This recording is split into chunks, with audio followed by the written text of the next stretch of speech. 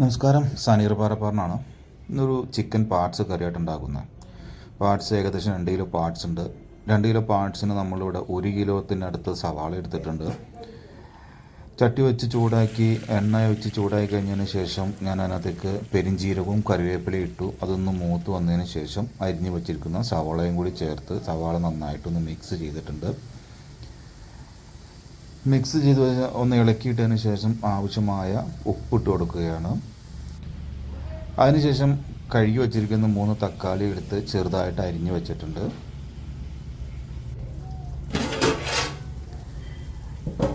മൂടി വെച്ചിരിക്കുന്ന സവാള നന്നായിട്ടൊന്ന് ഇളക്കി വഴറ്റി ഒന്ന് റെഡിയാക്കി വെക്കുക. നന്നായിട്ടൊന്ന് വഴണ്ടി വന്നതിന് ശേഷം നമ്മൾ അരിഞ്ഞ് വച്ചിരിക്കുന്ന തക്കാളി 3 തക്കാളിയാണ് ഞാനിവിടെ എടുത്തിട്ടുള്ളൂ. ചിക്കൻ്റെ പാർട്സിന് ഓൾറെഡി മധുരം കരളുള്ളതുകൊണ്ട് ഒരു മധുരവും പുളിപ്പും ഉണ്ടാവും. അതുകൊണ്ട് തക്കാളി കുറച്ച് ചേർക്കുന്നത്. തക്കാളി കൂടി ചേർത്ത് നന്നായിട്ട് ഇളക്കി മിക്സ് ചെയ്ത് വീണ്ടും കുറച്ച് നേരം കൂടെ നമ്മൾ അടച്ച് വെച്ച് വാട്ടിയെടുക്കുകയാണ്.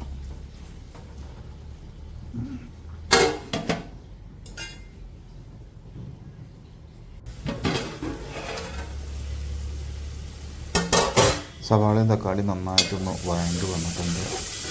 ഒന്നുകൂടി നന്നായിട്ടൊന്ന് ഇളക്കി മിക്സ് ചെയ്ത്, കാരണം ശരിക്കും തക്കാളി ഒന്ന് വെന്ത് ഉടയുന്ന പരുവമായിക്കിടണം.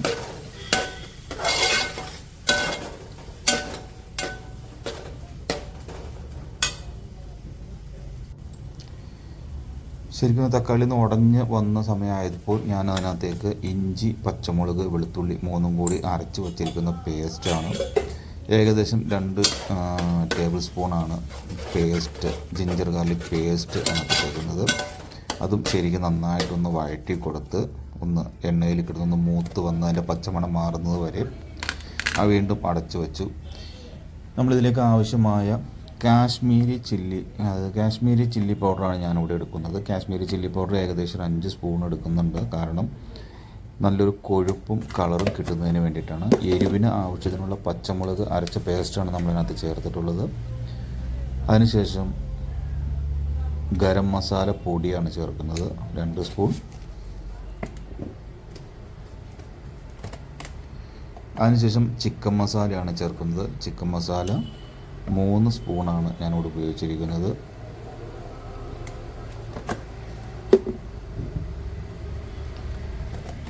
അതിനുശേഷം നമ്മൾ മീറ്റ് മസാല ചേർക്കുന്നുണ്ട്. മീറ്റ് മസാല 1 സ്പൂൺ കൂടി ഇട്ട് കൊടുക്കുന്നു.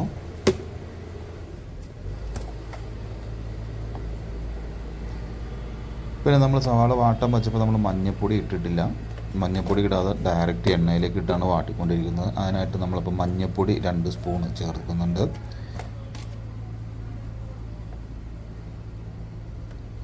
പിന്നെ എരിവിന് വേണ്ടി ഒരു ലേശം സാദാ മുളക് പൊടി കൂടെ ചേർക്കുന്നുണ്ട്. അതിൻ്റെ കൂട്ടത്തിൽ നമ്മൾ ഏകദേശം ഒരു 1.5 ടീസ്പൂൺ വരുന്ന കണക്കിന് മട്ടൻ മസാലയാണ് ചേർത്തിരിക്കുന്നത്. നന്നായിട്ട് വഴണ്ടി വന്നിരിക്കുന്ന നമ്മുടെ ആ മിക്സിലേക്ക് സവാളയും തക്കാളിയും ഇഞ്ചിയും പച്ചമുളകും വെളുത്തുള്ളിയും അരച്ച പേസ്റ്റും എല്ലാം കൂടെ എണ്ണയിൽ കിടന്ന് ശരിക്കും വഴണ്ടി വന്നിട്ടുണ്ട്. ആ സമയത്ത് നമ്മൾ എടുത്തു വച്ചിരിക്കുന്ന മസാലക്കൂട്ടുകൾ അതിനകത്തേക്ക് ചേർത്ത് കൊടുക്കുകയാണ്. ഇതേ സമയം തന്നെ തൊട്ടടുപ്പത്തെ അടുപ്പിൽ നമ്മൾ ഏകദേശം ഒരു 1 ലിറ്ററോളം വെള്ളം അടുപ്പത്ത് വെച്ചിട്ടുണ്ട്. ഒന്ന് തിളപ്പിക്കാൻ വേണ്ടി നമുക്കിതിനകത്തേക്ക് ആ വെള്ളം ഒഴിച്ച് കൊടുക്കേണ്ടതായിട്ട് വരും. കാരണം കഴുകി വാരി വച്ചിരിക്കുന്ന ചിക്കൻ പാർട്സിൽ അതിൻ്റെ കക്ക ആ വരുന്നത് നല്ല വേവുള്ളതാണ്. ഇതിനകത്ത് കിടന്ന് വെന്ത് കിട്ടണമെങ്കിൽ നന്നായിട്ടൊരു കുറച്ച് വെള്ളം നമ്മൾ ചേർത്ത് കൊടുക്കണം. പിന്നെ വെന്ത് വരുമ്പോൾ ആ കക്കയിലും കേരളയിലും ഉള്ള വെള്ളം കൂടെ ഇറങ്ങി അതും കൂടെ മതിയാകും. മസാലപ്പൊടി എല്ലാം ഇട്ട് കൊടുത്തതിന് ശേഷം ശരിക്കും മിക്സ് ചെയ്ത് വഴറ്റി അതിൻ്റെ പച്ചമണം എല്ലാം മാറി നല്ലൊരു മൂപ്പ് വന്ന മണം വന്നപ്പോഴത്തേക്കും കഴുകി വാരി വച്ചിരിക്കുന്ന ചിക്കൻ്റെ പാർട്സ് ചേർത്ത് കൊടുക്കുകയാണ്. തൊട്ട് ചേർന്നിരിക്കുന്ന പാത്രത്തിലിരുന്ന് വെള്ളം തിളച്ച് തുടങ്ങിയിട്ടുണ്ട്. നന്നായിട്ടൊന്ന് മിക്സ് ചെയ്ത് യോജിപ്പിച്ച് എല്ലാ ഭാഗവും ഒരുപോലെ ആക്കി തീ കുറച്ചിട്ടേക്കുകയാണ് ഞാനിപ്പോൾ.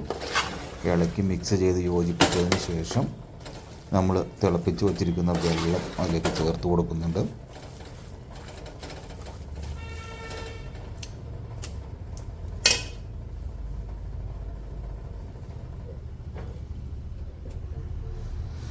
ഞാൻ ഈ വെള്ളം കൂടി ചേർക്കാനുള്ളത് കൊണ്ടാണ് ആദ്യമേ തന്നെ ഉപ്പ് മുൻകൂട്ടി തന്നെ ഇട്ട് കൊടുത്തേക്കുന്നത്. ഏകദേശം ആ വെള്ളം കൂടെ ഒഴിച്ച് വന്ന് ചിക്കൻ പാർട്സ് വെന്ത് ഇറങ്ങുമ്പോഴേക്കും നമുക്ക് ഇട്ട് കൊടുത്തേക്കുന്ന ഉപ്പ് ഏകദേശം കറക്റ്റായിരിക്കും.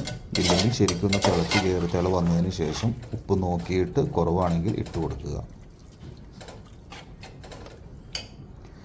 നന്നായിട്ടൊന്ന് ഇളക്കി യോജിപ്പിച്ച് മൂടി വെച്ച് ഒന്ന് തിളച്ച് വന്നപ്പോൾ വീണ്ടും ഒന്നുകൂടെ ഇളക്കി കൊടുക്കുകയാണ്. ഇനി നമ്മൾ ഇത് ചെയ്യുന്നത് ഹൈ ഫ്ലെയിമിലല്ല, ഒരു മീഡിയം ഫ്ലെയിമിലാണ്. മീഡിയം ഫ്ലെയിമിൽ ഏകദേശം 1.5 മണിക്കൂറോളം ഇത് അടുപ്പത്ത് അങ്ങനെ ഇരുന്ന് വെന്ത് ചാറൊക്കെ വറ്റി കുറുകി വരണം.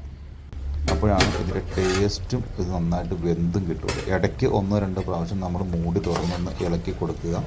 കാരണം ഞാനിവിടെ ഉപയോഗിക്കുന്നത് സാധാ നോർമൽ ഉരുളിയാണ്, സാധാ അലുമിനിയത്തിൻ്റെ നോർമൽ ഉരുളിയാണ്.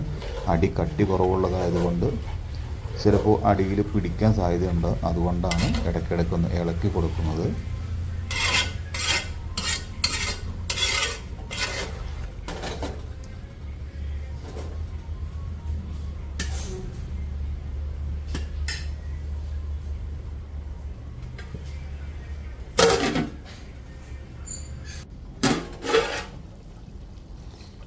ഏകദേശം 1 മണിക്കൂറിന് ശേഷം നമ്മുടെ ചിക്കൻ്റെ പാർട്സ് നന്നായിട്ടൊന്ന് തിളച്ച് കുറുകി നല്ല ടൈറ്റ് ഗ്രേവി ആയിട്ട് വന്നിട്ടുണ്ട്. ഈ സമയത്ത് ഉപ്പ് കുറവാണെങ്കിൽ നമുക്ക് ഉപ്പിട്ട് കൊടുക്കണം. ഞാൻ അവസാനം ഇത് വെന്ത് കുറുകി റെഡിയായി വന്ന സമയമായതുകൊണ്ട് ഞാൻ അതിലേക്ക് അല്പം പച്ച വെളിച്ചെണ്ണയും അതിൻ്റെ കൂടെ കുറച്ച് കറിവേപ്പിലയും പച്ച കറിവേപ്പിലയും കൂടി മുറിച്ച് ഇട്ട് കൊടുക്കുന്നുണ്ട്. അത് അതിൻ്റെ ഒരു ഫ്ലേവറും ടേസ്റ്റും കിട്ടുന്നതിന് വേണ്ടിയാണ്. അപ്പോൾ ഇതായിരുന്നു ഇന്നത്തെ വീഡിയോ. ഇതിന് കോമ്പിനേഷനായിട്ട് ഞാനിന്ന് ഉണ്ടാക്കിയിരിക്കുന്നത് തേങ്ങാച്ചോറാണ്. നല്ല നാടൻ തേങ്ങാപ്പാലിൽ ഉണ്ടാക്കിയിരിക്കുന്ന തേങ്ങാച്ചോറ്. അപ്പോൾ തേങ്ങാച്ചോറിൻ്റെ വീഡിയോ ഇൻഷാ അല്ലാഹ് അടുത്ത വീഡിയോ ഞാൻ അപ്ലോഡ് ചെയ്യുന്നതായിരിക്കും. ശേഷം അടച്ചു വച്ചതിന് ശേഷം അതിൻ്റെ മുകളിലേക്ക് വെയിറ്റും കയറ്റി വെച്ച് അടച്ചു. ഇത്ര ഉണ്ടായിരുന്നു ഇന്നത്തെ വീഡിയോ. Thanks for watching.